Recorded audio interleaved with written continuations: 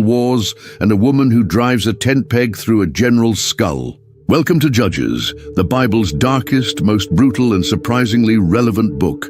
This isn't your Sunday school version. Here, heroes are flawed, leaders are corrupt, and society collapses into chaos. From Gideon's 300 warriors defeating 135,000 enemies to Samson bringing down a temple with his bare hands, Judges reveals humanity's desperate need for divine leadership. It's the bridge between Moses' law and David's kingdom, showing what happens when everyone does what's right in their own eyes. Prepare for a journey through betrayal, supernatural strength, and moral decay that mirrors our world today. This is Judges as you've never seen it before. When Joshua died, Israel faced a moment that would define their future. The great leader who had brought them into the promised land was gone, and the people found themselves without a clear successor. The first chapter of Judges opens with a question that reveals their uncertainty. Who shall go up for us against the Canaanites first, to fight against them? The Lord's answer came swiftly. Judah would lead the charge. Judah didn't go alone. They called their brother tribe Simeon to join them, making a pact recorded in Judges 1:3. Come up with me into my allotted territory, that we may fight against the Canaanites, and I likewise will go with you into your allotted territory. This partnership would prove both successful and troubling. Their first major victory came against a king whose very name told a story of cruelty. Adoni-Bezek had made a habit of cutting off the thumbs and big toes of captured kings, keeping them under his table like dogs fighting for scraps. When Judah and Simeon captured him, they gave him exactly what he had given others. As Judges 1:7 records his words, 70 kings with their thumbs and their big toes cut off used to pick up scraps under my table. As I have done, so God has repaid me. But even in victory, the seeds of future problems were planted. The text of Judges 1:8 says, they conquered Jerusalem and set it on fire, yet just 11 verses later in Judges 1:21, we learn that the people of Benjamin did not drive out the Jebusites who lived in Jerusalem, so the Jebusites have lived with the people of Benjamin in Jerusalem to this day. The conquest was incomplete from the very beginning. Judah continued their campaign, taking Hebron and defeating the 3 giant sons of Anak. Caleb offered his daughter Achsah in marriage to whoever could capture Kiriath Sepher. His nephew Othniel won the prize, and Achsah cleverly secured water sources for their new land. But for every victory, there was a compromise that would haunt Israel's future. The house of Joseph decided to tackle Bethel, a city that held deep meaning in Israel's history. This was where Jacob had dreamed of angels ascending and descending, where God had appeared to Abraham.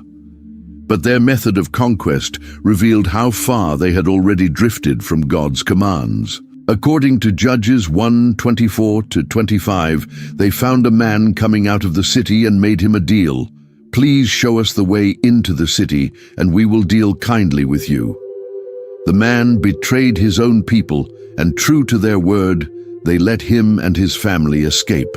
He went and built another city with the same name in the land of the Hittites. What seemed like mercy was actually disobedience. God had commanded them to destroy these cities completely. Tribe after tribe fell into the same pattern. Manasseh didn't drive out the inhabitants of their cities. Ephraim let the Canaanites live among them. Zebulun, Asher, and Naphtali all chose coexistence over obedience. The text repeats the same phrase over and over, but the Canaanites lived among them. Then came the moment that changed everything. Judges 2:1-3 records the appearance of the angel of the Lord at a place that would be named Bokim, meaning weepers. His message was devastating. I brought you up from Egypt and brought you into the land that I swore to give to your fathers. I said, I will never break my covenant with you, and you shall make no covenant with the inhabitants of this land. You shall break down their altars. But you have not obeyed my voice. What is this you have done? So now I say, I will not drive them out before you, but they shall become thorns in your sides, and their gods shall be a snare to you.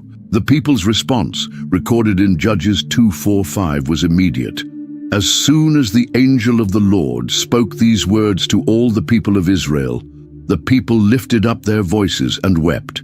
And they called the name of that place Bochim, and they sacrificed there to the Lord. They wept, but weeping without true repentance would prove to be empty tears. For a time, things seemed normal. Judges 2:6-7 tells us that after Joshua dismissed the people of Israel went each to his inheritance to take possession of the land. And the people served the Lord all the days of Joshua and all the days of the elders who outlived Joshua, who had seen all the great work that the Lord had done for Israel. But then came the turning point that would echo through generations. Judges 2:8-10 marks the end of an era. And Joshua, the son of Nun, the servant of the Lord, died at the age of 110 years, and they buried him within the boundaries of his inheritance in Timnath-Heres, in the hill country of Ephraim, north of the mountain of Gaash. And all that generation also were gathered to their fathers, and there arose another generation after them who did not know the Lord or the work that he had done for Israel. This wasn't just about forgetting history, it was about losing a living relationship with God. The new generation had heard the stories, but they hadn't experienced the miracles. They hadn't seen the Red Sea part or watched the walls of Jericho fall. To them, these were just old tales their grandparents told. The result was predictable and tragic. Judges 2:11-13 describes their spiritual collapse. And the people of Israel did what was evil in the sight of the Lord and served the Baals. And they abandoned the Lord, the God of their fathers, who had brought them out of the land of Egypt. They went after other gods from among the gods of the peoples who were around them and bowed down to them. And they provoked the Lord to anger. They abandoned the Lord and served the Baals and the Ashtaroth. God's response was swift and painful. Judges 2:14-15 records his anger.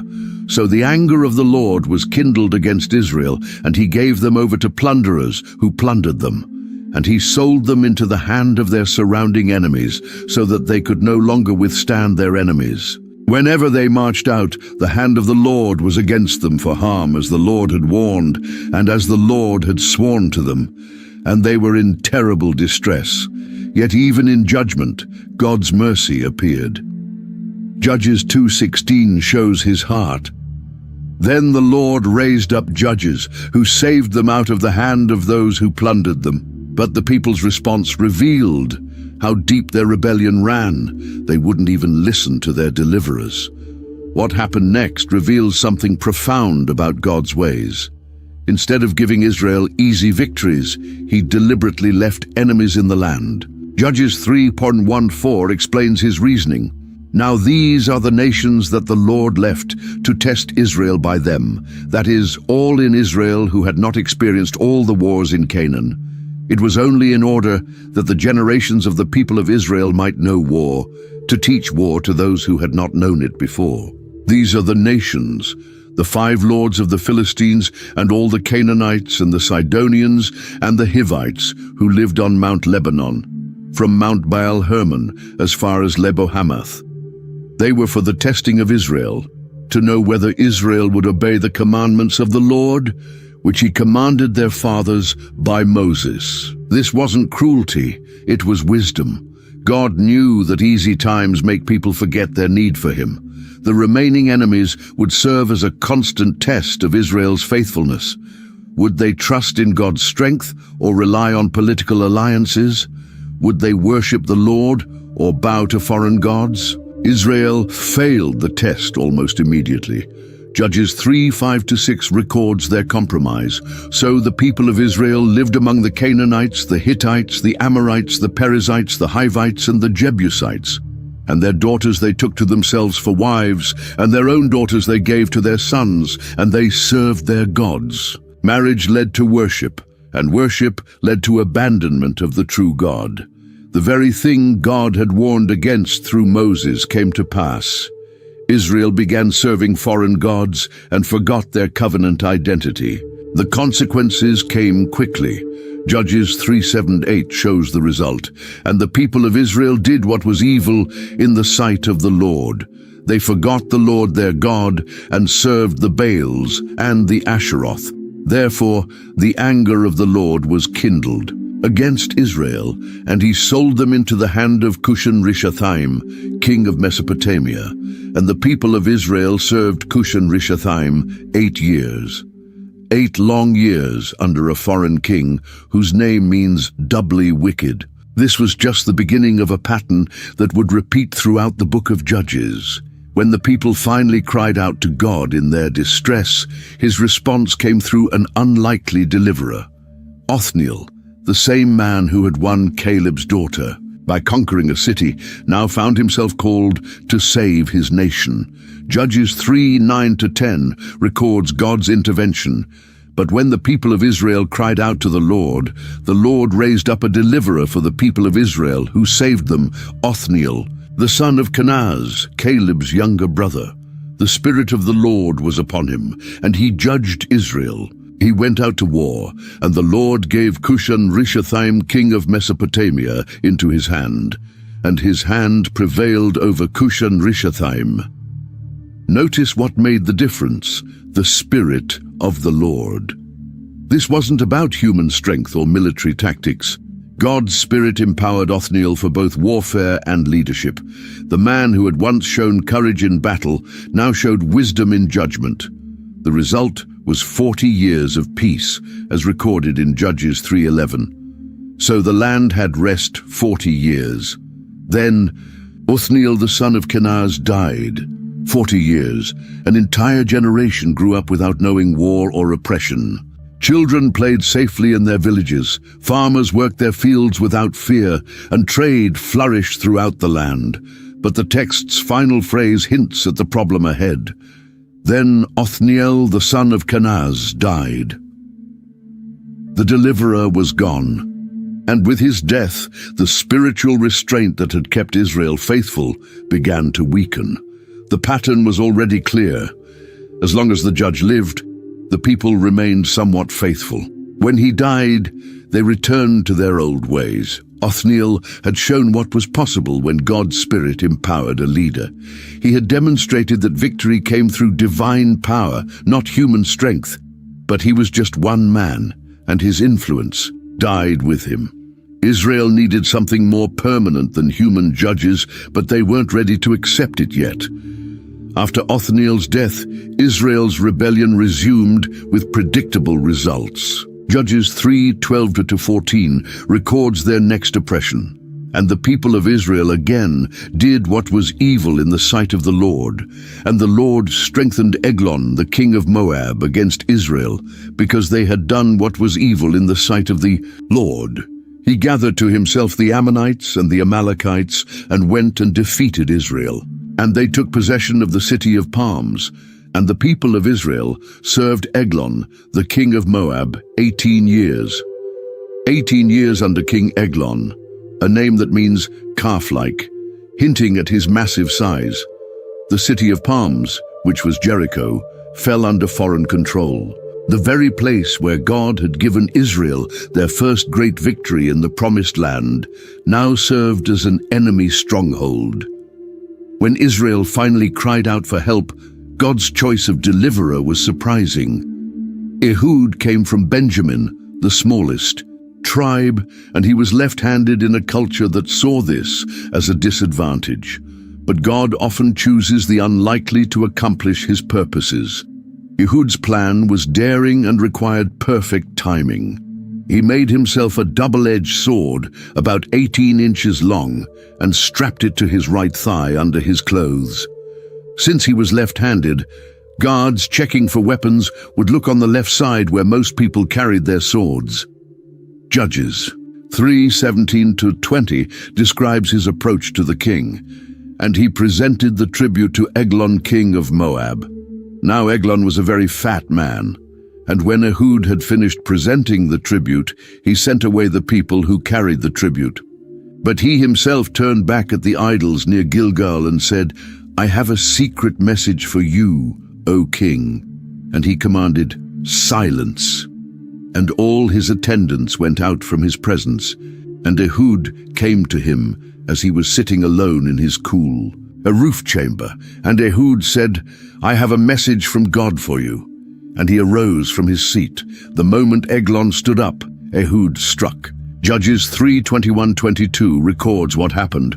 And Ehud reached with his left hand, took the sword from his right thigh, and thrust it into his belly. And the hilt also went in after the blade, and the fat closed over the blade, for he did not pull the sword out of his belly. And the dung came out. Ehud's escape was as clever as his attack. He locked the doors of the upper chamber and slipped away while the servants thought their king was using the bathroom. By the time they found Eglon's body, Ehud was already rallying Israel's army in the hill country of Ephraim. The victory was complete. Judges 3:28-29 records the battle's outcome. And he said to them, "Follow after me, for the Lord has given your enemies the Moabites into your hand." So they went down after him and seized the fords of the Jordan against the Moabites, and did not allow anyone to pass over. And they killed at that time about 10,000 of the Moabites, all strong, able-bodied men. Not a man escaped. Right after Ehud's story, the text gives us just one verse about another judge, but what a verse it is. Judges 3:31 simply states, "After him was Shamgar, the son of Anath, who killed 600 of the Philistines with an ox goad, and he also saved Israel." 600 trained warriors killed with a farming tool. The story seems almost impossible, yet there it stands in Scripture. An ox goad was essentially a long wooden stick with a metal point used to prod cattle while plowing. In Shamgar's hands, it became a weapon of mass destruction. The Philistines were no ordinary enemy. They were the sea peoples who had migrated from the Aegean region, bringing with them superior weapons and military technology. They controlled the coastal plains and represented a constant threat to Israel's security. For one man to kill 600 of their warriors was nothing short of miraculous. Shamgar's name suggests he might not have been a full Israelite. Son of Anath could refer to the Canaanite goddess of war. Yet God used even this outsider to deliver his people. The text doesn't give us details about how the victory happened or what led up to it. We're left with just the bare facts: one man, one tool, 600 enemies, and divine intervention. This brief story serves as a powerful reminder that God can use anyone and anything to accomplish his purposes. Military might, advanced weapons, superior numbers, none of these matter when God decides to act. A simple farming tool becomes a sword in the right hands at the right moment.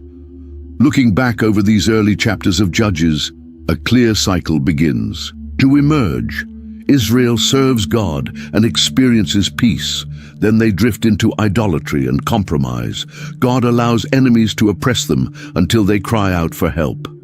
Finally, he raises up a deliverer who brings temporary relief. But when that judge dies, the cycle starts all over again. Each time the pattern repeats, Israel seems to sink a little deeper.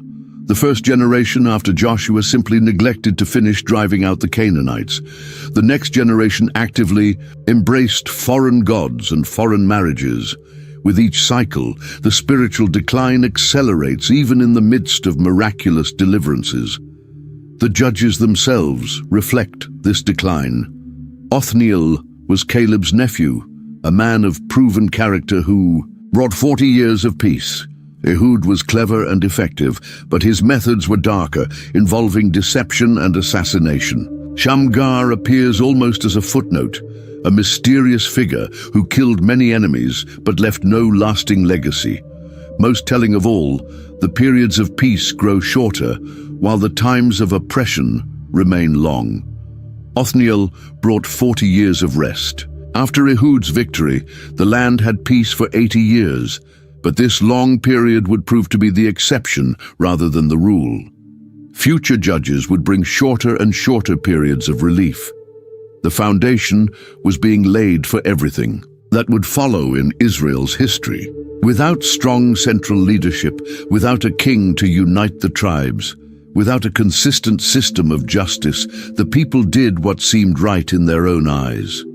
The result was chaos, violence, and spiritual decay that would only grow worse as the book of Judges continues. The stage was set for the dark chapters that lay ahead. The peace that followed Ehud's victory lasted 80 years, but it couldn't last forever. When Israel once again turned away from God, their punishment came from an unexpected direction. The 6th chapter of Judges opens with a familiar pattern, but a new enemy. The people of Israel did what was evil in the sight of the Lord, and the Lord gave them into the hand of Midian 7 years. The Midianites weren't just another conquering army. They were destroyers of hope itself. Every year, like a plague of locusts, they would sweep across Israel's farmland, just as the crops were ready for harvest. Judges 6:3-4 describes their devastating strategy. For whenever the Israelites planted crops, the Midianites and the Amalekites and the people of the east would come up against them. They would encamp against them and devour the produce of the land, as far as Gaza, and leave no sustenance in Israel, and no sheep or ox or donkey. Imagine working all year long, planting your fields, tending your crops, watching them grow tall and ready for harvest. Then, just when you're about to gather the food your family needs to survive the winter, enemy raiders appear on the horizon. They take everything, not just your grain, but your animals too. 7 years of this treatment had broken Israel's spirit. The people were forced to live like animals themselves. Judges 6:2 tells us that the hand of Midian overpowered Israel, and because of Midian, the people of Israel made for themselves the dens that are in the mountains and the caves and the strongholds. Families who should have been living in their own homes were hiding in caves, coming out only to scratch desperately for food. When people reach the bottom, they finally remember to look up. Judges 6:6-7 records their desperation. And Israel was brought very low because of Midian, and the people of Israel cried out for help to the Lord, when the people of Israel cried out to the Lord on account of the Midianites. But before God sent a deliverer, he sent a prophet with a message that cut straight to the heart of their problem. The prophet's words in Judges 6:8-10 didn't offer comfort, they offered truth.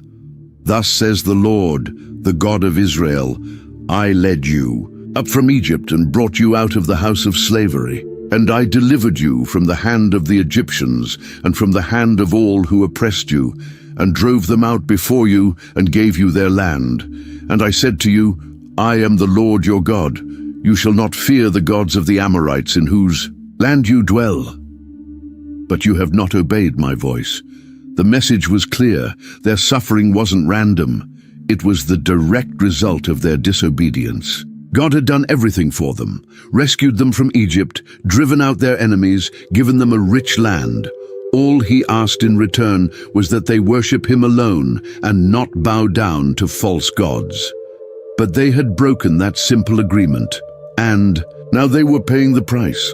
After the prophet delivered his hard message, something changed. The angel of the Lord appeared, not to a priest or a prince, but to a frightened farmer doing his work in secret. Judges 6:11 sets the scene. Now the angel of the Lord came and sat under the terebinth at Ophrah, which belonged to Joash the Abiezrite, while his son Gideon was beating out wheat in the winepress to hide it from the Midianites. Picture this scene. Gideon wasn't threshing grain in the normal place, where the wind could blow away the chaff. He was hiding in a winepress, a deep pit where grapes were usually crushed. This wasn't efficient, it was desperate. He was so afraid of the Midianites that he would rather work in secret than risk being seen. Then came the greeting that must have sounded like a cruel joke. The angel's words in Judges 6:12 seemed to mock the cowering farmer. The Lord is with you, O mighty man of valor, mighty warrior. This was a man hiding in a hole, afraid to thresh grain in public. If Gideon had been brave, he would have laughed at the absurdity. Instead, his response revealed both his pain and his doubt. Judges 6:13 records Gideon's bitter reply, "Please, my Lord, if the Lord is with us, why then has all this happened to us? And where are all his wonderful deeds that our fathers recounted to us, saying, 'Did not the Lord bring us up from Egypt?' But now the Lord has forsaken us and given us into the hand of Midian." Gideon had heard the stories. Every Israelite child knew about the plagues in Egypt, the parting of the Red Sea, the manna in the wilderness. But those were old stories from his grandparents' time. Where was God now when the Midianites came, year after year, to steal their food and destroy their hope? The Lord's response was simple and direct, recorded in Judges 6:14. "Go in this your strength and save Israel from the hand of Midian. Do not I send you?" But Gideon wasn't buying it. His reply in Judges 6:15 showed just how unlikely a candidate he was. "Please, Lord, how can I save Israel? Behold, my clan is the weakest in Manasseh, and I am the least in my father's house." Everything about Gideon screamed wrong choice. He came from the weakest clan in his tribe, and he was the youngest and least important person in that weak clan. By human standards, he had nothing to recommend him as a military leader. But God's answer in Judges 6:16 revealed a different perspective. "But I will be with you, and you shall strike the Midianites as one man." Gideon needed proof. Like most people facing an impossible task, he asked for a sign. He prepared an offering, a young goat and unleavened bread, and brought it to the angel. What happened next removed all doubt. Judges 6:21-22 describes the miraculous confirmation. "Then the angel of the Lord reached out the tip of the staff that was in his hand and touched the meat and the unleavened cakes. And fire sprang up from the rock and consumed the meat and the unleavened cakes, and the angel of the Lord vanished from his sight. Then Gideon perceived that he was the angel of the Lord, and Gideon said, 'Alas, O Lord God, for now I have seen the angel of the Lord face to face, fire from a rock consuming the sacrifice completely.' This was clearly supernatural, but instead of being thrilled, Gideon was terrified. He thought seeing God's angel meant certain death. The Lord's gentle response in Judges 6:23 calmed his fears. "Peace be to you. Do not fear, you shall not die." That night Gideon built an altar on the spot and called it, "The Lord is Peace." It was the first step in his transformation from fearful farmer to faithful warrior. God wasn't finished with Gideon. That very night, he gave his newly chosen judge a dangerous assignment. Judges 6:25-26 records the command. "That night the Lord said to him, 'Take your father's bull, and the second bull 7 years old, and pull down the altar of Baal that your father has, and cut down the Asherah that is beside it, and build an altar to the Lord your God on the top of the stronghold here, in the ordered way. And take the second bull, and offer it as a burnt offering with the wood of the Asherah, that you shall cut down.'" This wasn't just about building a new altar, it was about tearing down the old one. Gideon's own father, Joash, had built an altar to Baal right there in their hometown. For years, the family had been hedging their bets, worshipping both the God of Israel and the Canaanite fertility god. Now God was demanding complete loyalty. The task required real courage. Destroying Baal's altar would enrage the entire community. But notice how Gideon approached the problem. Judges 6:27 shows his strategy. "So Gideon took 10 men of his servants and did as the Lord had told him. But because he was too afraid of his family and the men of the town to do it by day, he did it by night. He obeyed, but he did it under cover of darkness." This wasn't the bold action of a confident warrior. It was the careful obedience of a man still struggling with fear. Yet it was obedience nonetheless. Sometimes courage isn't about feeling brave. It's about doing what's right even when you're scared. When morning came, the townspeople discovered what had happened. Their reaction was swift and violent. Judges 6:28-30 describes their rage. When the men of the town rose early in the morning, behold, the altar of Baal was broken down, and the Asherah beside it was cut down, and the second bull was offered on the altar that had been built.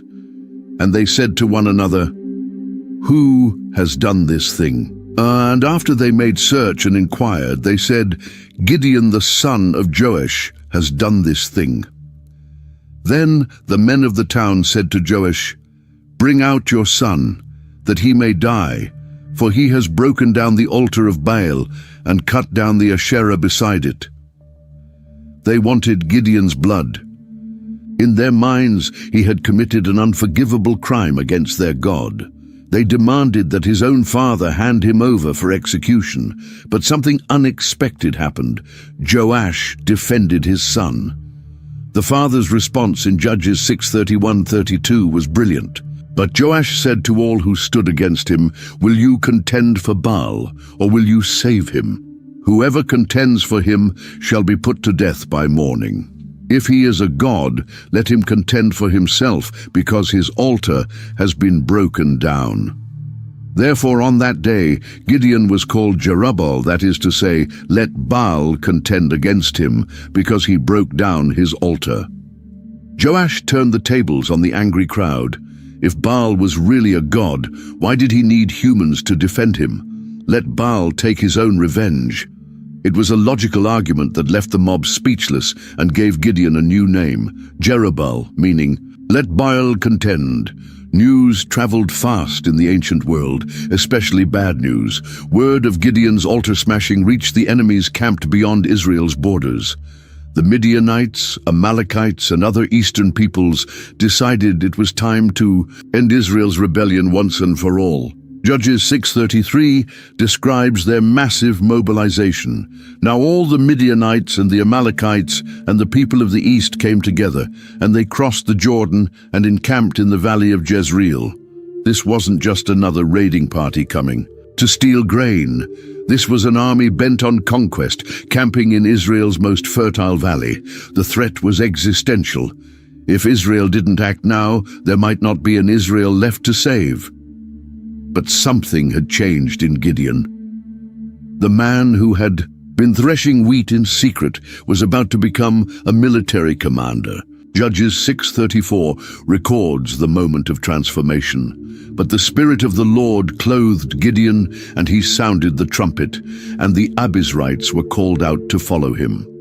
The Hebrew word for clothed suggests that God's Spirit didn't just come upon Gideon. It wrapped around him like armor, covering his weaknesses and empowering him for battle. The same Spirit that had empowered Othniel and would later empower Samson now transformed a frightened farmer into a warrior. Gideon's trumpet call echoed across the hills, and men began to respond. First came his own clan, the Abiezrites. Then the message spread. Judges 6:35 shows the growing response. And he sent messengers throughout all Manasseh, and they too were called out to follow him. And he sent messengers to Asher, Zebulun, and Naphtali, and they came up to meet them. 32,000 men answered the call, not a huge army by ancient standards, but large enough to give hope. Warriors came from 4 different tribes, united under Gideon's leadership. The man who had complained about being the least in the weakest clan now commanded a force that represented nearly half of Israel's tribes. Fear was transforming into faith, but the change wasn't complete yet. Gideon still needed reassurance that this was really God's plan and not a recipe for disaster. Even with an army gathering around him and the Spirit of the Lord upon him, Gideon still struggled with doubt. The stakes were too high to get this wrong. If he led Israel's army into battle and lost, the nation might be wiped out completely. He needed absolute certainty that God was really with him. So he devised a test. Judges 6:36-37 records his request. Then Gideon said to God, "If you will save Israel by my hand as you have said, behold, I am laying a fleece of wool on the threshing floor." If there is dew on the fleece alone, and it is dry on all the ground, then I shall know that you will save Israel by my hand, as you have said." Think about what Gideon was asking for. Normally, dew forms on everything exposed to the night air. Grass, rocks, cloth. For the fleece to be soaking wet while the ground around it stayed completely dry would violate the laws of nature. Only God could make that happen. The next morning brought exactly what Gideon had requested. Judges 6:38 describes the result, and it was so. When he rose early next morning and squeezed the fleece, he wrung enough dew from the fleece to fill a bowl with water. A whole bowl of water from one sheep's fleece, while the ground remained dry. This was clearly supernatural. But instead of being satisfied, Gideon asked for one more test. His second request in Judges 6:39 shows how hard it was for him to believe. Then Gideon said to God, "Let not your anger be kindled against me, and let me speak just once more. Please let me test just once more with the fleece. Please let it be dry on the fleece only, and on all the ground let there be dew." This second test was actually harder than the first. Wool naturally absorbs moisture from the air, so keeping it dry while everything else got wet required even more divine intervention. But God patiently granted this request too. Judges 6:40 confirms the miracle. And God did so that night. And it was dry on the fleece only, and on all the ground there was dew. Two miracles, two confirmations, two signs that God was indeed with Gideon. Some people criticize Gideon for asking for signs, but God didn't seem angry about it. He understood that his chosen judge needed reassurance before leading Israel into what looked like a hopeless battle. Faith doesn't always come easily, and God was willing to work with Gideon's weakness to build his confidence. With divine confirmation in hand, Gideon moved his army to a strategic position. They camped at the spring of Harod, while the Midianite army spread across the valley below like a dark cloud.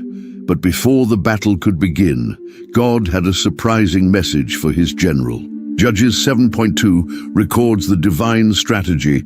The Lord said to Gideon, "The people with you are too many for me to give the Midianites into their hand, lest Israel boast over me, saying, 'My own hand has saved me.'"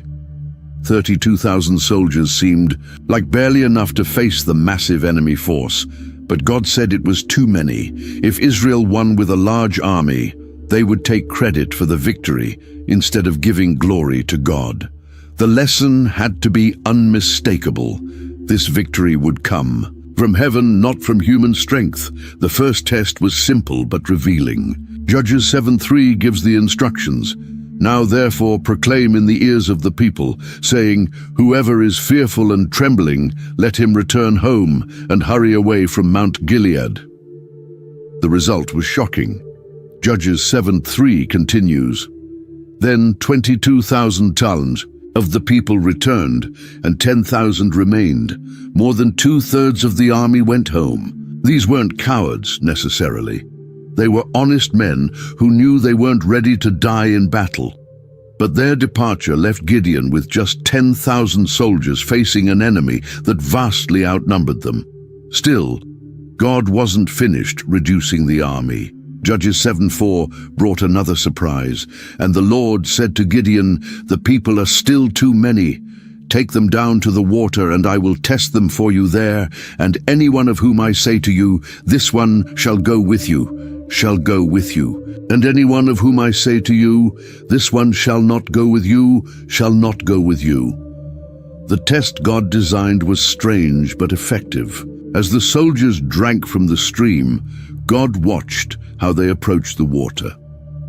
Judges 7:5-6 describes what happened. "So he brought the people down to the water. And the Lord said to Gideon, 'Everyone who laps the water with his tongue as a dog laps, you shall set by himself. Likewise, everyone who kneels down to drink, and the number of those who lapped, putting their hands to their mouths, was 300 men, but all the rest of the people knelt down to drink water. Most of the soldiers knelt down and put their faces right to the water to drink, but 300 men remained alert, cupping water in their hands and lapping it quickly while keeping their eyes up, watching for danger. These were the men who stayed ready for battle even while satisfying their thirst. God's choice was clear. Judges 7:7 records the final army size. And the Lord said to Gideon, "With the 300 men who lapped, I will save you and give the Midianites into your hand, and let all the others go, every man to his home." 300 men against countless thousands. By any human calculation, it was suicide. But God specializes in impossible victories, and this would be one of his greatest demonstrations of power. Even with God's promises, the prospect of fighting with just 300 men was terrifying. God knew Gideon needed one final encouragement before the battle. Judges 7:9-11 records his gentle provision. That same night the Lord said to him, "Arise, go down against the camp, for I have given it into your hand. But if you are afraid to go down to the camp with Purah your servant, and you shall hear what they say, and afterward your hands shall be strengthened to go down against the camp." Then he went down with Purah his servant to the outposts. Of the armed men who were in the camp, God told Gideon to spy on the enemy camp, and he even acknowledged Gideon's fear without condemning him. If he was too scared to go alone, he could take his servant with him. This wasn't a command, it was an invitation to gain courage. What Gideon overheard was better than any military intelligence report. Judges 7:13-14 captures the conversation between two enemy soldiers. When Gideon came, behold, a man was telling a dream to his comrade, and he said, "Behold, I dreamed a dream, and behold, a cake of barley bread tumbled into the camp of Midian, and came to the tent and struck it, so that it fell, and turned it upside down, so that the tent lay flat." And his comrade answered, "This is no other than the sword of Gideon the son of Joash, a man of Israel. God has given into his hand Midian and all the camp." A barley cake, the cheapest, most common bread that poor people ate, had destroyed the entire Midianite camp in the dream. Even the enemy soldiers knew what it meant. God was going to give Gideon victory over their mighty army. Fear had already begun to work in the enemy ranks. Gideon's response showed how much he had changed. Judges 7:15 records his reaction. As soon as Gideon heard the telling of the dream and its interpretation, he worshipped. And he returned to the camp of Israel and said, "Arise, for the Lord has given the host of Midian into your hand." The frightened farmer had become a confident commander. He worshipped God right there in enemy territory, then returned to rally his tiny army for an attack that defied all military logic. The battle plan was as unconventional as the army size. Judges 7:16-18 describes Gideon's strategy. And he divided the 300 men into 3 companies and put trumpets into the hands of all of them, and empty jars with torches inside the jars. And he said to them, "Look at me and do likewise. When I come to the outskirts of the camp, do as I do. When I blow the trumpet, I and all who are with me, then blow the trumpets also on every side of all the camp, and shout for the Lord and for Gideon. No swords, no spears, no shields, just trumpets, torches, and clay jars." The plan required perfect timing and absolute faith that God would do the fighting for them. At midnight, when the enemy was deep in sleep, 300 men would surround the massive camp and create the impression of a huge attacking army. The assault began exactly as planned. Judges 7:19-20 captures the moment. So Gideon and the 100 men who were with him came to the outskirts of the camp at the beginning of the middle watch, when they had just set the watch.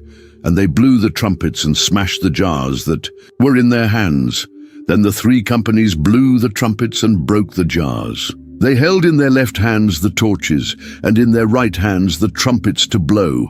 And they cried out, "A sword for the Lord and for Gideon!" Imagine the chaos in the enemy camp. Soldiers woke to the sound of trumpets on every side, torches blazing in the darkness, and battle cries echoing from all directions. In the confusion and panic, they couldn't tell how many attackers surrounded them. It seemed like a massive army had appeared from nowhere. What happened next was exactly what God had planned. Judges 7:22 describes the divine victory. When they blew the 300 trumpets, the Lord set every man's sword against his comrade and against all the army, and the army fled as far as Beth-shittah towards Zererah, as far as the border of Abel-meholah by Tabbath. The enemy army destroyed itself. In the darkness and confusion, Midianite soldiers couldn't tell friend from foe. They attacked each other while Gideon's men stood at a safe distance, holding their torches and blowing their trumpets. By dawn, the valley was littered with enemy bodies, and the survivors were fleeing in panic. Victory was sweet, but it wasn't complete. Many of the enemy had escaped across the Jordan River, and among them were the Midianite kings who had orchestrated 7 years of oppression. Gideon wasn't about to let them get away. The pursuit that followed would reveal both his determination and his growing taste for personal vengeance. First, he called for help from other tribes. Judges 7:23-24 shows his strategy. And the men of Israel were called out from Naphtali and from Asher and from all Manasseh, and they pursued after Midian. Gideon sent messengers throughout all the hill country of Ephraim, saying, "Come down against the Midianites and capture the waters against them, as far as Beth-barah and also the Jordan." So all the men of Ephraim were called out, and they captured the waters as far as Beth-barah and also the Jordan. The Ephraimites proved their worth by capturing the river crossings and cutting off the enemy's escape route. Their success was impressive. Judges 7:25 records their achievement. And they captured the 2 princes of Midian, Oreb and Zeb. They killed Oreb at the rock of Oreb, and Zeb they killed at the winepress of Zeb. Then they pursued Midian, and they brought the heads of Oreb and Zeb to Gideon across the Jordan. 2 enemy princes dead, their heads brought as trophies to Gideon. But while the other tribes celebrated this victory, Gideon and his original 300 men pressed on across the Jordan. They were exhausted from the night battle and the long chase, but their mission wasn't finished. The main Midianite kings, Zebah and Zalmunna, were still alive and fleeing with 15,000 soldiers. The pursuit led into the desert, where Gideon faced a bitter disappointment. His own people refused to help him. Judges 8:4-6 describes the rejection. And Gideon came to the Jordan and crossed over, he and the 300 men who were with him, exhausted yet pursuing. He said to the men of Succoth, "Please give loaves of bread to my followers, for they are exhausted, and I am pursuing after Zebah and Zalmunna, the kings of Midian." And the officials of Succoth said, "Are the hands of Zebah and Zalmunna already in your hand, that we should give bread to your army?" The men of Succoth, fellow Israelites, looked at Gideon's tiny, exhausted force and decided they were backing the wrong side. They refused even basic food for the weary warriors, essentially betting that the Midianite kings would survive and take revenge on anyone who helped their pursuers. The people of Penuel gave the same insulting response. Both cities were hedging their bets, afraid to support Gideon until they were sure he would win. Their cowardice enraged the judge, and he promised they would pay for their betrayal once the battle was over. The final confrontation came in the deserted Karkor. Judges 8:10-12 describes the last battle.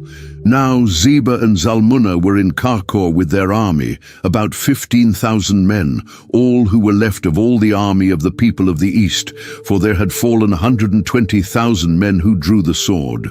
And Gideon went up by the way of the tent dwellers, east of Nobah and Jogbehah, and attacked the army, for the army felt secure.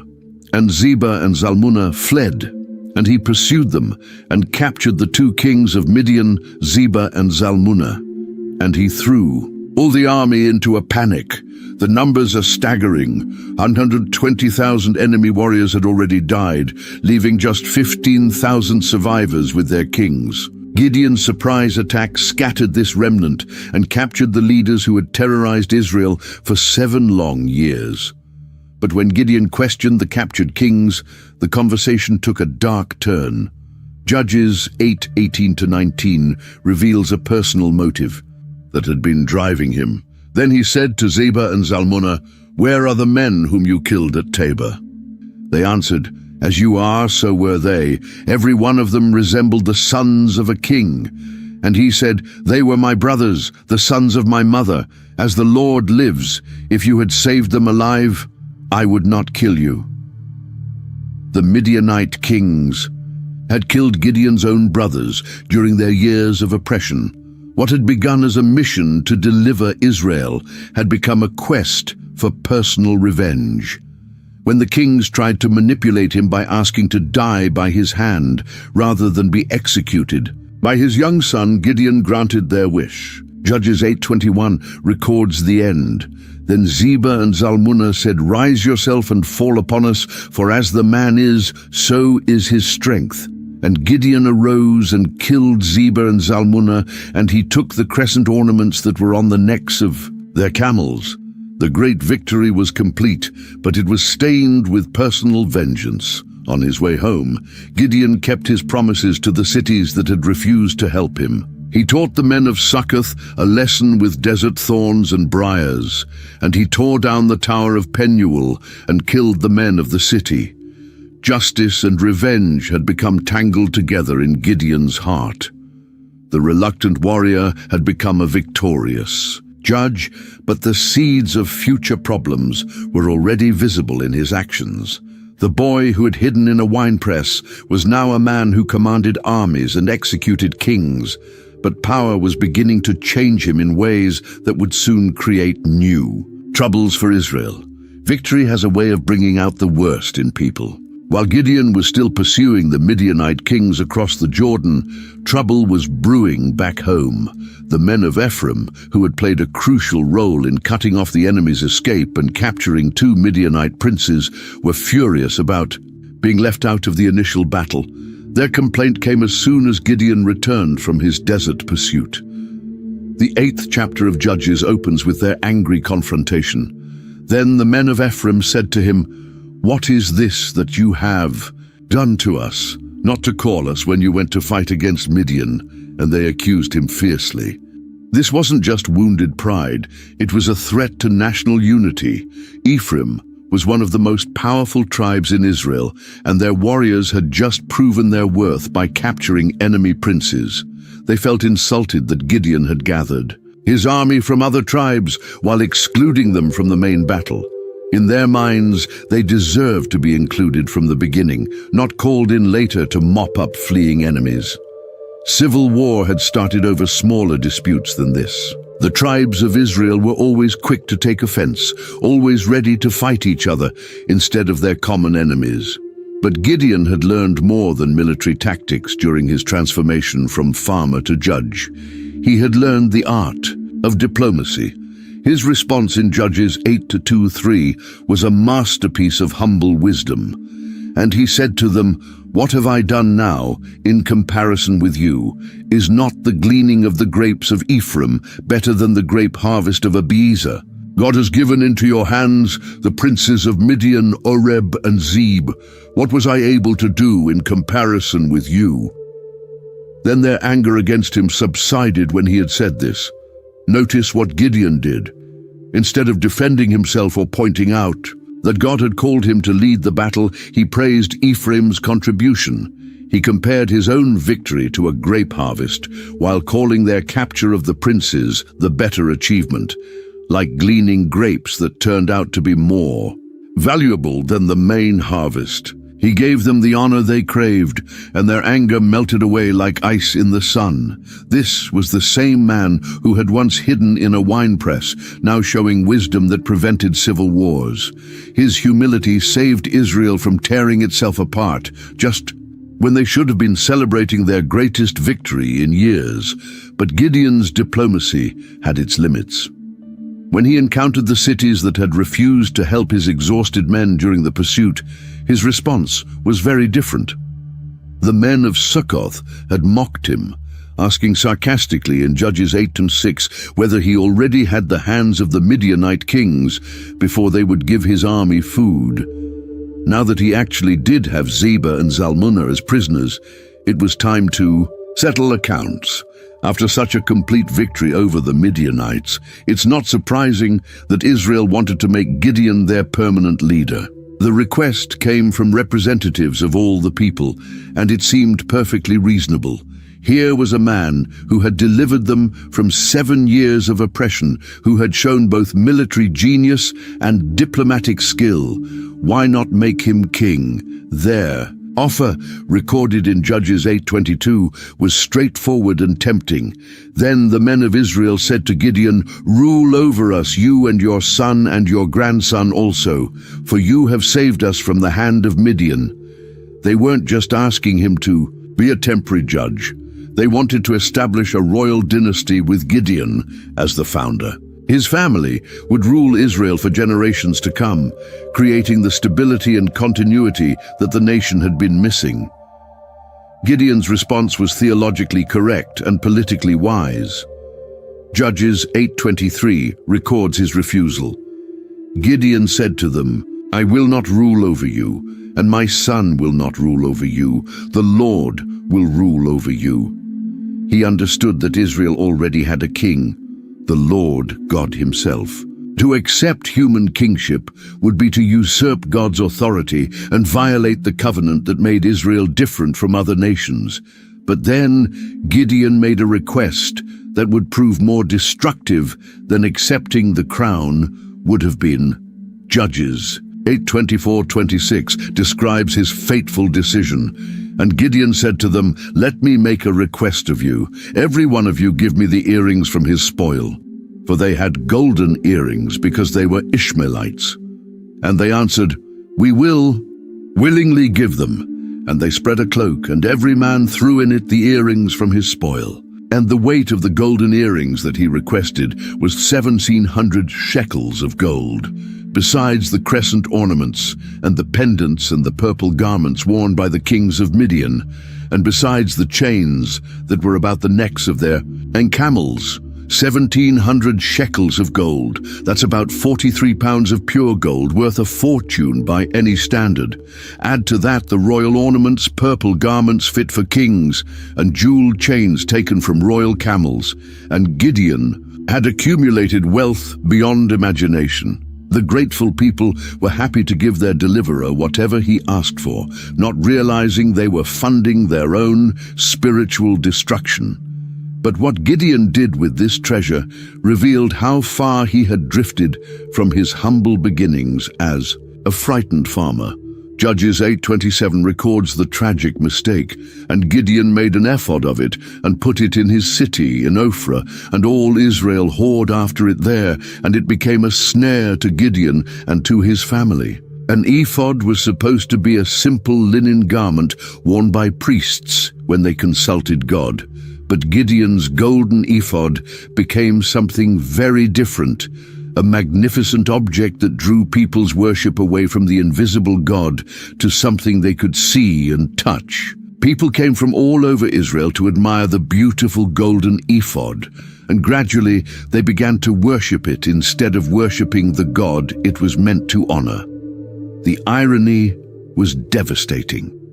The man who had once torn down his father's altar to Baal under cover of darkness now created his own religious snare in broad daylight.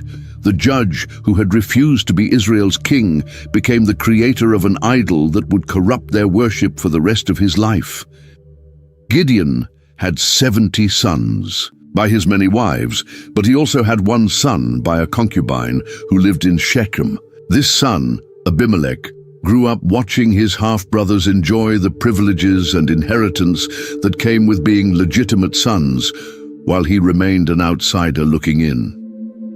When Gideon died, and Israel forgot their loyalty to his family, Abimelech saw an opportunity to seize what he felt was rightfully his. His plan was simple, but brutal. The 9th chapter of Judges opens with Abimelech's clever manipulation of his mother's relatives in Shechem. Now Abimelech, the son of Jerubbaal, went to Shechem to his mother's brothers, and said to them, and to the whole clan of his mother's family, "Say in the ears of all the leaders of Shechem, which is better for you, that all 70 of the sons of Jerubbaal rule over you, or that one rule over you? Remember also that I am your bone and your flesh." Notice how cleverly Abimelech twisted the situation. His father had refused to be king and had never established any of his sons as rulers over Israel. But Abimelech presented the choices. If the 70 brothers were already planning to take power and divide Israel among themselves, better to have one king from their own city, he argued, one who shared their blood, than to be ruled by 70 strangers who would treat Shechem as just another conquered territory. The appeal to tribal loyalty and family connections worked perfectly. Judges 9:3 shows their enthusiastic response, and his mother's brothers spoke all these words on his behalf in the ears of all the leaders of Shechem, and their hearts inclined to follow Abimelech, for they said, "He is our brother."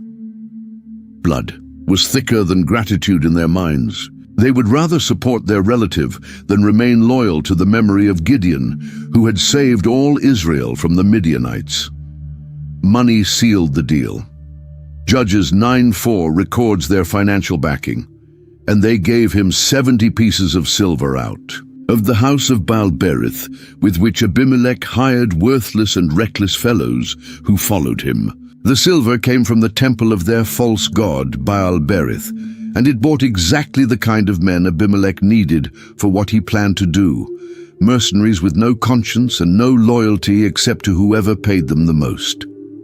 What happened next was one of the most horrific massacres in Israel's bloody history. Judges 9:5 describes the slaughter with chilling brevity.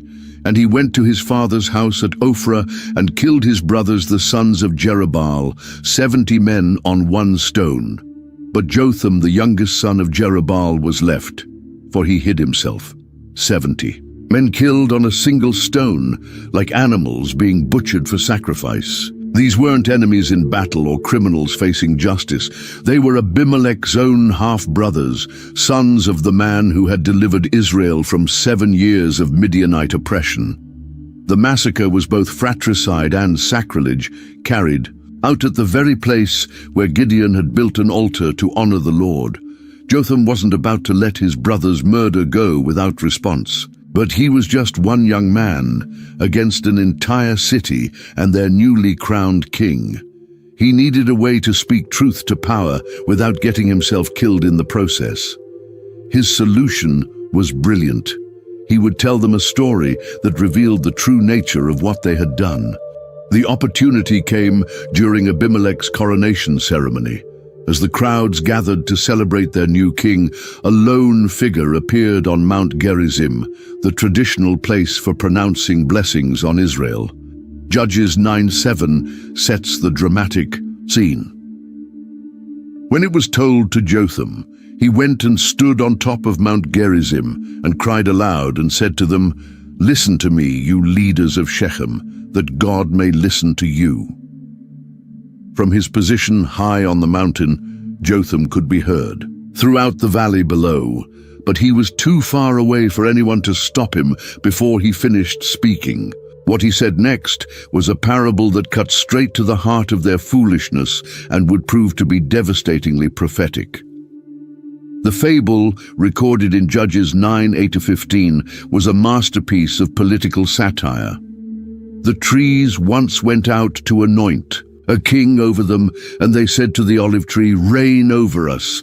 But the olive tree said to them, "Shall I leave my abundance, by which gods and men are honored, and go hold sway over the trees?" And the trees said to the fig tree, "You come and reign over us." But the fig tree said to them, "Shall I leave my sweetness and my good fruit, and go hold sway over the trees?" And the trees said to the vine, "You come and reign over us." But The vine said to them, "Shall I leave my wine that cheers God and men, and go hold sway over the trees?" Then all the trees said to the bramble, "You come and reign over us." And the bramble said to the trees, "If in good faith you are anointing me king over you, then come and take refuge in my shade. But if not, let fire come out of the bramble and devour the cedars of Lebanon." The meaning was unmistakable to everyone listening. The useful, productive trees, olive, fig, and vine, all refused to abandon their valuable work to become king. Only the worthless bramble, a thorny bush that produced nothing but trouble, was willing to rule. And its promise of protection was ridiculous. Who would seek shade under a bramble bush? Instead of shelter, it offered only the threat of fire that would destroy even the mighty cedars of Lebanon. Jotham then applied his parable directly to the situation in Shechem. Judges 9:16-20 records his devastating analysis. "Now therefore, if you acted in good faith and integrity when you made Abimelech king, and if you have dealt well with Jerubbaal and his house, and have done to him as his deeds deserved, for my father fought for you and risked his life, and delivered you from the hand of Midian. And you have risen up against my father's house this day, and have killed his sons, 70 men on one stone, and have made Abimelech, the son of his female servant, king over the leaders of Shechem, because he is your kinsman. If you then have acted in good faith and integrity with Jerubbaal and with his house this day, then rejoice in Abimelech, and let him also rejoice in you. But if not, let fire come out from Abimelech and devour the leaders of Shechem and Beth Millo, and let fire come out from the leaders of Shechem and Beth Millo and devour Abimelech." For 3 years, Abimelech's rule seemed secure. He had eliminated his rivals, gained the support of Shechem, and established himself as Israel's first king since the Judges began. But power built on murder and maintained by fear has a way of destroying itself from within. The very people who had helped him seize control began to have second thoughts about their choice. The turning point came when God decided to intervene directly in human affairs. Judges 9:23 describes the divine judgment that would fulfill Jotham's prophecy. "And God sent an evil spirit between Abimelech and the leaders of Shechem, and the leaders of Shechem dealt treacherously with Abimelech." This wasn't random political upheaval or natural human ambition. It was divine justice working through the natural consequences of their choices. The rebellion started small, with the leaders of Shechem setting ambushes on the mountain roads, robbing merchants and travelers who passed through their territory. This wasn't just ordinary crime for profit. It was a direct challenge to Abimelech's authority. If he couldn't keep the roads safe, what good was he as a king? Into this brewing conflict came a man named Gaal, an outsider who saw opportunity in the growing discontent. During their harvest festival, when wine flowed freely and inhibitions were lowered, he stood up and questioned everything they had done. His speech, recorded in Judges 9:28-29, was inflammatory and effective. And Gaal, the son of Ebed, said, "Who is Abimelech, and who are we of Shechem, that we should serve him? Is he not the son of Jerubbaal, and is not Zebul his officer? Serve the men of Hamor, the father of Shechem. But why should we serve him? Would that this people were under my hand, then I would remove Abimelech." Wine and wounded pride made for a dangerous combination. Gaal stirred up the crowd by reminding them that they were descendants of Hamor, the original ruler of Shechem, while Abimelech was just the bastard son of an outsider.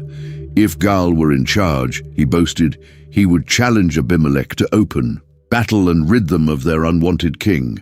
When the battle came, Abimelech was victorious, but his response revealed how completely power had corrupted him.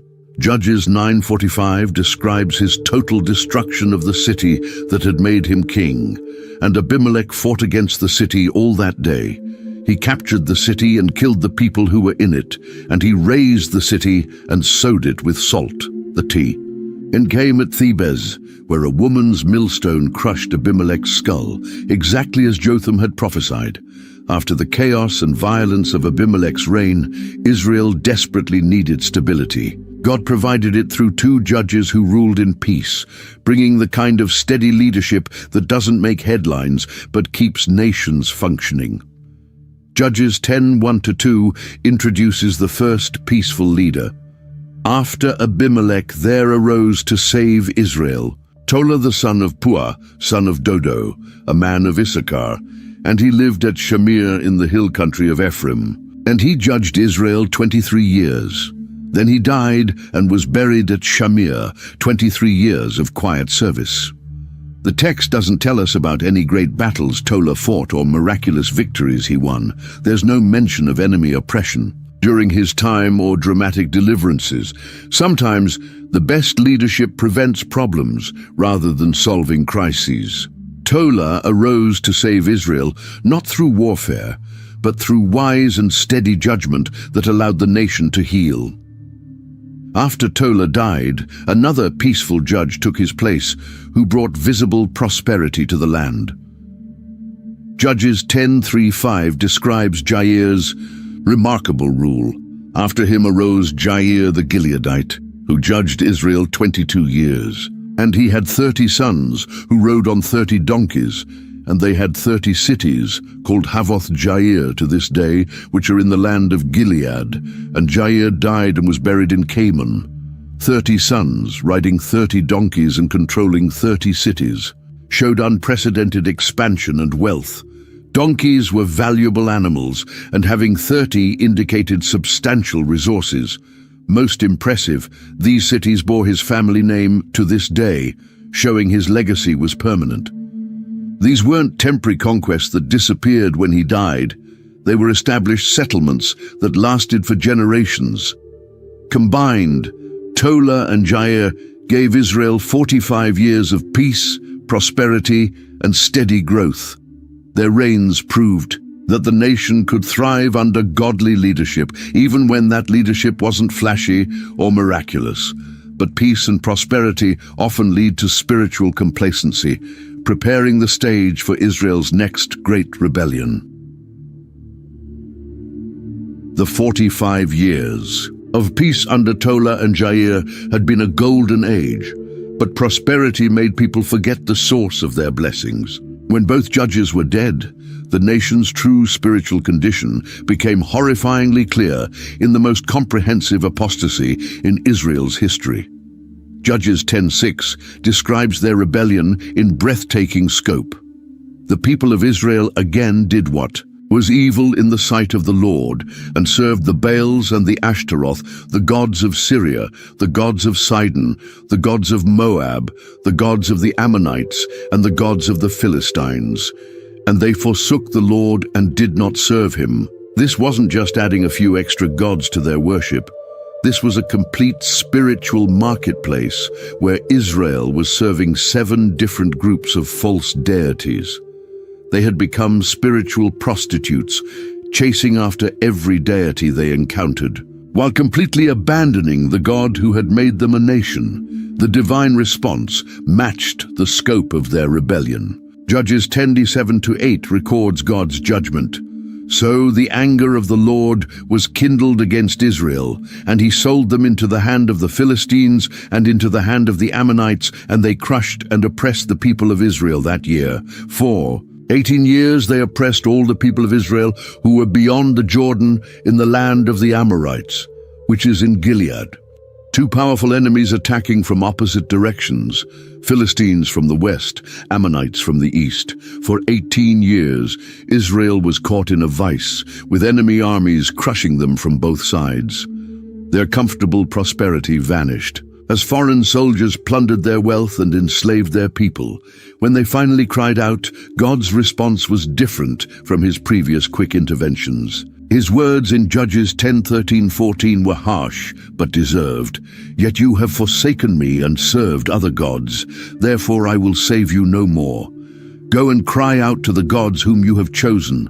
Let them save you in the time of your distress. But Israel's repentance this time was genuine. Judges 10:15-16 records both their words and actions. And the people of Israel said to the Lord, "We have sinned. Do to us whatever seems good to you. Only please deliver us this day." So they put away the foreign gods from among them and served the Lord. And he became impatient over the misery of Israel. They didn't just apologize, they actually destroyed their idols. This concrete action proved their sincerity, and God's heart was moved to compassion despite his justified anger.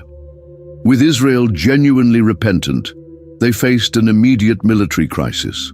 The Ammonites had assembled a massive army for what looked like Israel's final battle. Judges 10:17-18 describes the situation. Then the Ammonites were called to arms, and they encamped in Gilead. And the people of Israel came together, and they encamped at Mizpah. And the people, the leaders of Gilead, said one to another, "Who is the man who will begin to fight against the Ammonites? He shall be head over all the inhabitants of Gilead."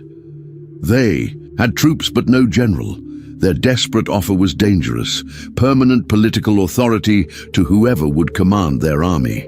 The man they turned to was living in exile, leading a mercenary band in the land of Tob.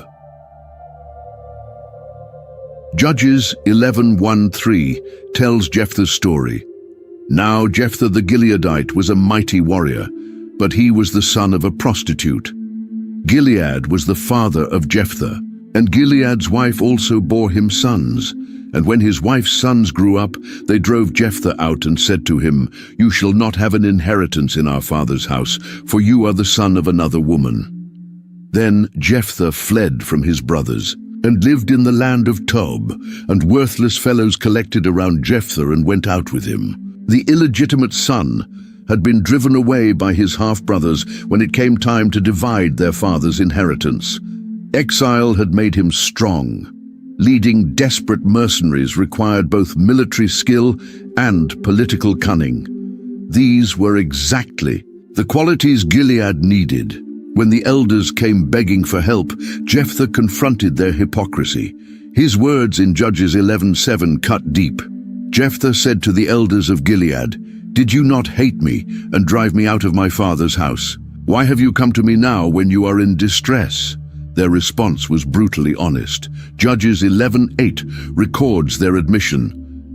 And the elders of Gilead said to Jephthah, "That is why we have turned to you now, that you may go with us and fight against the Ammonites and be our head over all the inhabitants of Gilead." The deal was sealed publicly. Judges 11:11 records the agreement. So Jephthah went with the elders of Gilead, and the people made him head and leader over them. And Jephthah spoke all his words before the Lord at Mizpah. The rejected bastard had become his people's only hope for survival. God's providence had used their cruelty to prepare the very deliverer they would need in their darkest hour. Before leading Israel into battle against the Ammonites, Jephthah tried diplomacy first. His message to the Ammonite king, recorded in Judges 11:12-13, was direct and reasonable. "What do you have against me, that you have come to me to fight against my land?" The king's response revealed the real issue behind their invasion. "Because Israel took away my land when they came up from Egypt, from the Arnon to the Jabbok and to the Jordan, now therefore restore it peaceably." Jephthah's reply was a masterpiece of historical argument.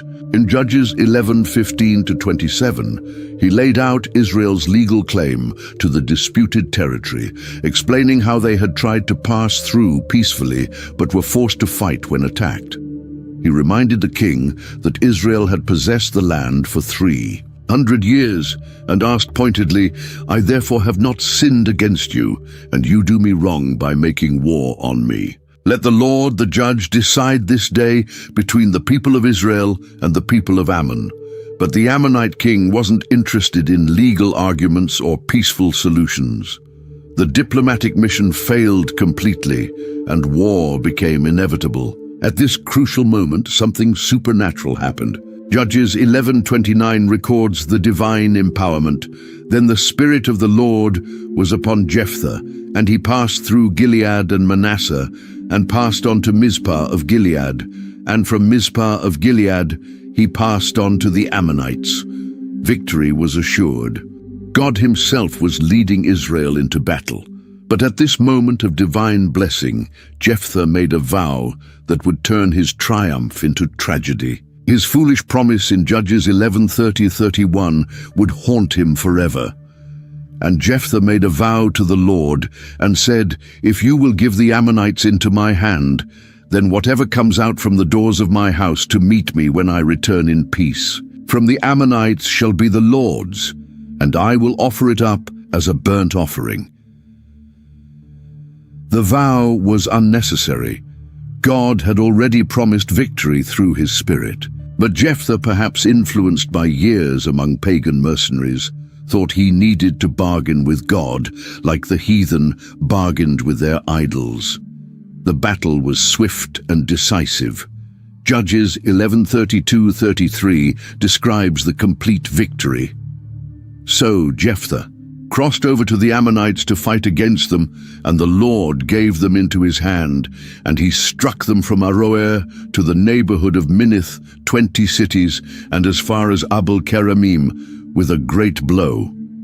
So the Ammonites were subdued before the people of Israel, but tragedy awaited at home. The moment that should have brought him the greatest joy became the source of unimaginable grief. Judges 11:34 records the heartbreaking scene. Then Jephthah came to his home at Mizpah, and behold, his daughter came out to meet him with tambourines and with dances. She was his only child. Besides her, he had neither son nor daughter. His daughter's noble response in Judges 11:36 revealed a faith that put her fathers to shame. And she said to him, "My father, you have opened your mouth to the Lord. Do to me according to what has gone out from your mouth, now that the Lord has avenged you on your enemies, the Ammonites." She was willing to die to honor her father's promise to God, even though that promise had been foolishly made. Even after Jephthah's great victory and personal tragedy, Israel's troubles weren't over. The tribe of Ephraim, always quick to take offense, was furious about being excluded from the campaign against the Ammonites. Their complaint in Judges 12:1 was harsh and threatening.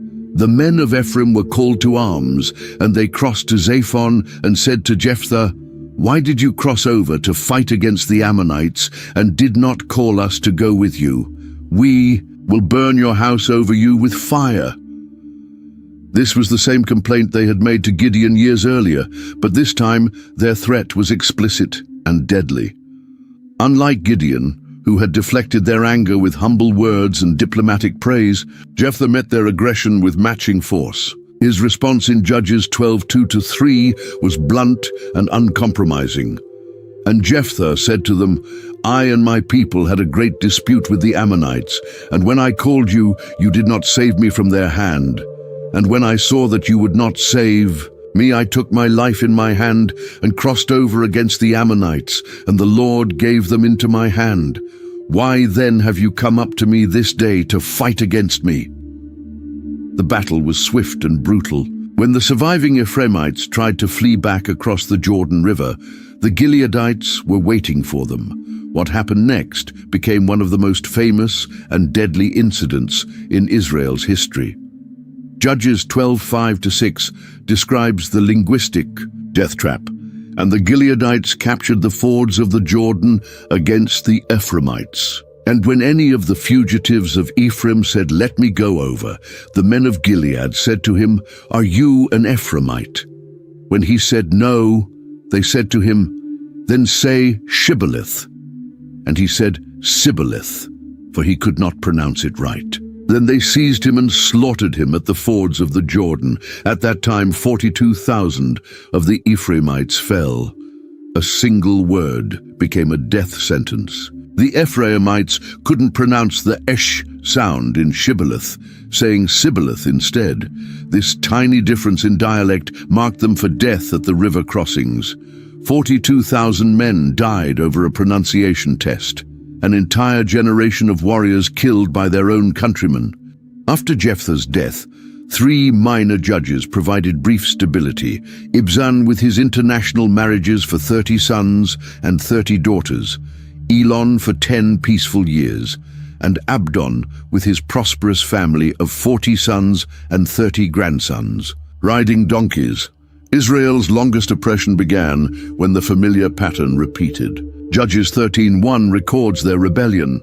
And the people of Israel again did what was evil in the sight of the Lord, so the Lord gave them into the hand of the Philistines for 40 years.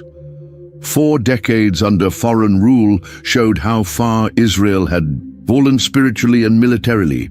This time, God's solution would be different from anything seen before. Instead of calling an adult to be judge, he planned to raise up a deliverer from birth, a man set apart for a special mission before he was even conceived. The story began with a woman who had given up hope of ever having children. Judges 13:2-3 introduces the unlikely mother. There was a certain man of Zorah, of the tribe of the Danites, whose name was Manoah, and his wife was barren and had no children. And the angel of the Lord appeared to the woman and said to her, "Behold, you are barren and have not borne children, but you shall conceive and bear a son." The angel's message was both wonderful and demanding. This wouldn't be an ordinary child, born in the usual way. Judges 13:4-5 records the special conditions that would govern his entire life.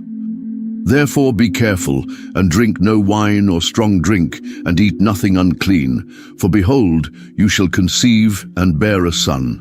No razor shall come upon his head, for the child shall be a Nazirite to God from the womb, and he shall begin to save Israel from the hand of the Philistines." When Manoah prayed for confirmation, God granted his request. The angel's mysterious response in Judges 13:18, when asked his name, hinted at his true identity. And the angel of the Lord said to him, "Why do you ask my name, seeing it is wonderful?" The truth became clear when they offered their sacrifice. Judges 13:19-20 describes the supernatural revelation. So Manoah took the young goat with the grain offering and offered it on the rock to the Lord, to the one who works wonders, and Manoah and his wife were watching. And when the flame went up toward heaven from the altar, the angel of the Lord went up in the flame of the altar. Now Manoah and his wife were watching, and they fell on their faces to the ground. The promised child was born exactly as the angel had said. Judges 13:24-25 records his early years, and the woman bore a son and called his name Samson. And the young man grew, and the Lord blessed him, and the Spirit of the Lord began to stir him in Mahaneh Dan, between Zorah and Eshtaol. Samson's first recorded act as an adult was a decision that shocked his parents and violated everything they had taught him. His demand in Judges 14:1-2 was blunt. Samson went down to Timnah, and at Timnah he saw one of the daughters of the Philistines. Then he came up and told his father and mother, "I saw one of the daughters of the Philistines at Timnah. Now get her for me as my wife." His parents were horrified. Their response in Judges 14:3 showed their distress. But his father and mother said to him, "Is there not a woman among the daughters of your relatives or among all our people that you must go to take a wife from the uncircumcised Philistines?" But Samson said to his father, "Get her for me, for she is right in my eyes." Unknown to anyone, God was working through Samson's disobedience. Judges 14:4 explains the divine plan. His father and mother did not know that it was from the Lord, for he was seeking an opportunity against the Philistines. At that time, the Philistines ruled over Israel. On the way to meet his bride, Samson encountered a young lion. What happened next demonstrated his supernatural power. Judges 14:5-6 records the miraculous feat. Then Samson went down with his father and mother to Timnah, and they came to the vineyards of Timnah. And behold, a young lion came toward him roaring. Then the Spirit of the Lord rushed upon him, and although he had nothing in his hand, he tore the lion apart as one tears apart a young goat. But he did not tell his father or mother what he had done. Later, he found honey in the lion's carcass and used this secret for a wedding riddle. When the Philistines couldn't solve it, they threatened his wife. Her betrayal led to Samson's violent response. Judges 14:19 records his revenge, and the Spirit of the Lord rushed upon him, and he went down to Ashkelon and struck down 30 men of the town and took their spoil and gave the garments to those who had told the riddle. When his wife was given to another man, his retaliation was creative and devastating. Judges 15:4-5 describes his fox and torch revenge. So Samson went and caught 300 foxes and took torches, and he turned them tail to tail and put a torch between each pair of tails. And when he had set fire to the torches, he let the foxes go into the standing grain of the Philistines, and set fire to the shocks and the standing grain, as well as the olive orchards. This escalating cycle of revenge reached its climax when Judah's men bound Samson to appease their oppressors. His response became legendary. Judges 15:14-15 records the famous jawbone victory. Then the Spirit of the Lord rushed upon him, and the ropes that were on his arms became as flax that has caught fire, and his bonds melted off his hands. And he found a fresh jawbone of a donkey, and put out his hand, and continued with the Gaza prostitute, then reached its tragic climax with Delilah. The Philistine ruler's offer in Judges 16:5 was enormous. And the lords of the Philistines came up to her and said to her, "Seduce him, and see where his great strength lies, and by what means we may overpower him, that we may bind him to humble him, and we will each give you 100 pieces of silver." 3 times she asked for the secret of his strength. 3 times he gave false answers. 3 times he broke free easily when she tested his lies. Finally, worn down by her constant pressure, he revealed the truth. Judges 16:17 records his fatal confession. And he told her all his heart and said to her, "A razor has never come upon my head, for I have been a Nazirite to God from my mother's womb. If my head is shaved, then my strength will leave me, and I shall become weak and be like any other man." The end came while he slept in her lap. Judges 16:19-20 describes his downfall. She made him sleep on her knees, and she called a man and had him shave off the 7 locks of his head. Then she began to torment him, and his strength left him. And she said, "The Philistines are upon you, Samson." And he awoke from his sleep and said, "I will go out as at other times and shake myself free." But he did not know that the Lord had left him. Captured, blinded, and enslaved, Samson became entertainment for his enemies. But in prison, his hair began to grow, and so did his relationship with God. His final prayer in Judges 16:28 showed a changed heart. Then Samson called to the Lord and said, "O Lord God, please remember me, and please strengthen me only this once, O God, that I may be avenged on the Philistines for my 2 eyes." His last act was his greatest victory. Judges 16:30 records the climactic end. And Samson said, "Let me die with the Philistines." Then he bowed with all his strength, and the house fell upon the lords and upon all the people who were in it. So the dead, whom he killed at his death, were more than those whom he had killed during his life. With no judge to provide leadership, religious chaos followed Samson's death. The 17th chapter opens with a story of family theft and spiritual corruption that showed how completely Israel had lost its way. Judges 17:1-2 introduces Micah and his shocking confession. There was a man of the hill country of Ephraim whose name was Micah, and he said to his mother, "The 100 pieces of silver that were taken from you, about which you uttered a curse, and also spoke it in my ears, behold, the silver is with me."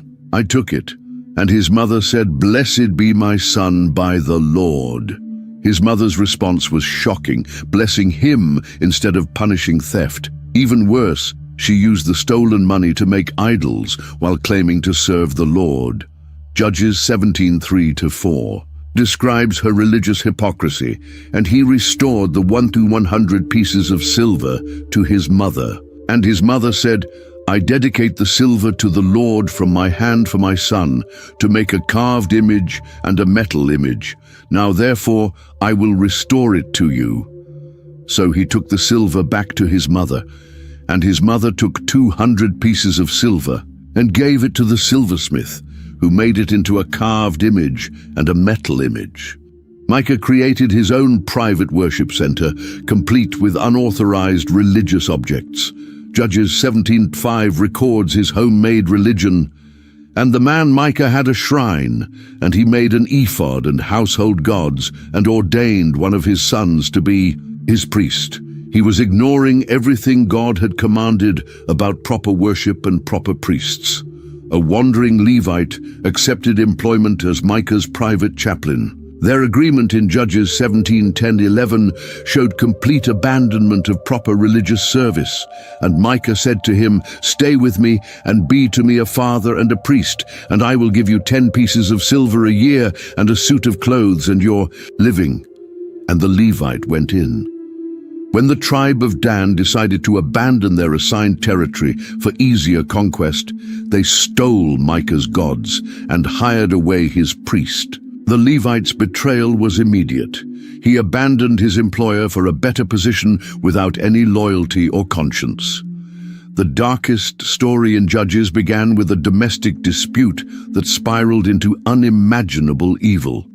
Judges 19:1-2 introduces the tragic characters. In those days, when there was no king in Israel, a certain Levite was sojourning in the remote parts of the hill country of Ephraim, who took to himself a concubine from Bethlehem in Judah, and his concubine was unfaithful to him, and she went away from him to her father's house at Bethlehem in Judah, and was there some 4 months. After reconciling with his concubine, the Levite chose to spend the night in Gibeah rather than foreign Jerusalem. His reasoning seemed logical.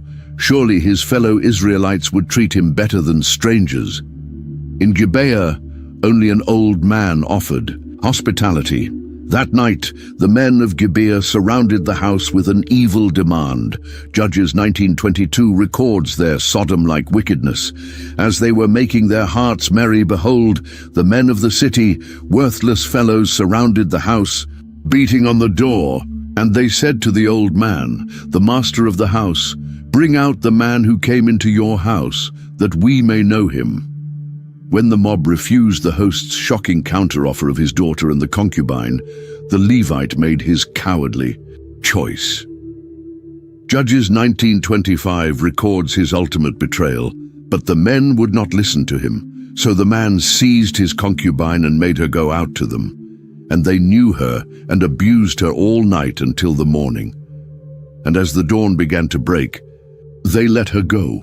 She died from her injuries, reaching toward the door where her husband was hiding safely. The Levite's response was horrific. He cut her dead body into 12 pieces and sent them throughout Israel, demanding justice while concealing his own. Cowardice. The dismembered body sent throughout Israel had its intended effect. The nation assembled in unprecedented unity.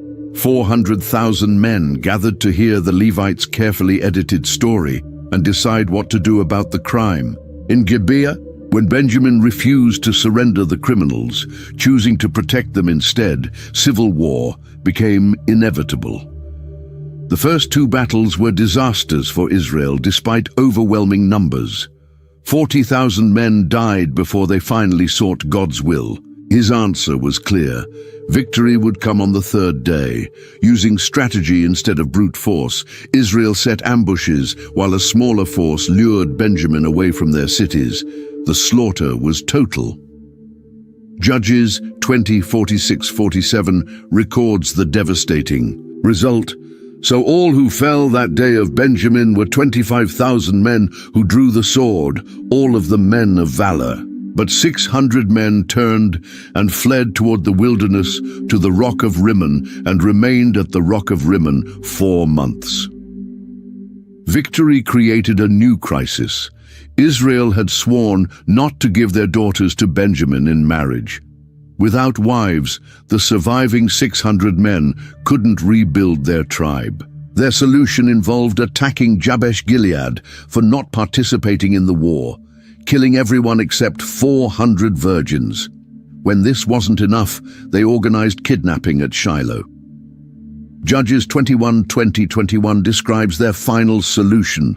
And they commanded the people of Benjamin, saying, "Go and lie in ambush in the vineyards, and watch. If the daughters of Shiloh come out to dance in the dances, then come out of the vineyards, and snatch each man his wife from the daughters of Shiloh, and go to the land of Benjamin."